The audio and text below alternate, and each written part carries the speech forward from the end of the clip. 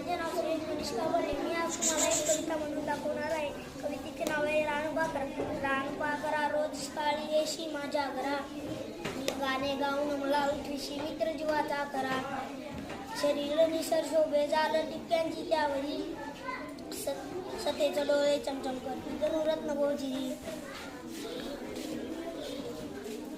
पाय चिमुकले पंकजी देह तुझा सांगला.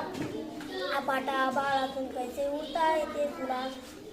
त्यापाटा बाळातून कैसे उडता येते तुला. रात्र संपता डोंगर चढून वर येतो भास्कर.